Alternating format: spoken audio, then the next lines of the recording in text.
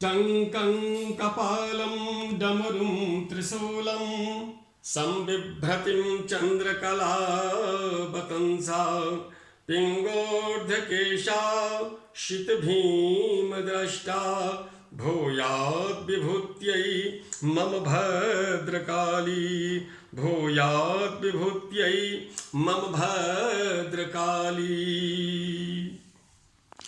विश्व के समस्त मानव जाति को मेरा कोटि कोटि प्रणाम। तो आइए विश्व के समस्त जीवों की रक्षा हेतु कुछ अध्यात्म विचार तथा आध्यात्म चिकित्सा हेतु कुछ विचार विमर्श करें। जब देवताओं ने जगदम्बा दुर्गा जी से पूछा, काशी त्वं महादेवी थी, देवी तुम कौन हो? तब देवी ने कहा, मत्तः प्रकृति पुरुषात्मकम जगत, अर्थात जिस प्रकृति में जीव पलते हैं वो प्रकृति मैं ही हूँ। और जब जब प्रकृति के साथ खिलवाड़ होता है तब मैं महामारी स्वरूपिया अर्थात महामारी का रूप धारण करती हूँ। दुर्गा सप्तशती के 12वें अध्याय के 38वें 39वां मंत्र को देखो।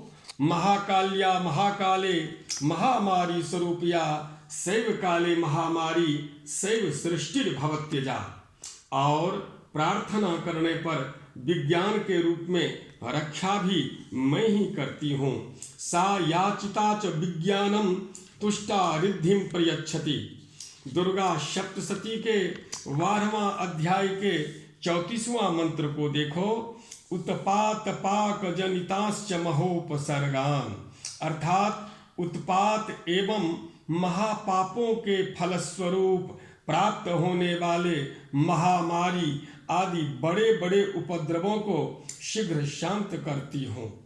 भरिष्यामि शुराशाकैः रावृष्टैः प्राणधारकैः, कभी शाक के रूप में कभी अन्य रूप में जीवों की कल्याण रक्षा करती हूँ। इसलिए हे ज्ञानियों, यो न पूजयेत नित्यं चंडिका भक्त वत्सलाम भस्मीकृतास्य पुण्यानि निर्दहेत परमेश्वरीम निर्दहेत परमेश्वरीम।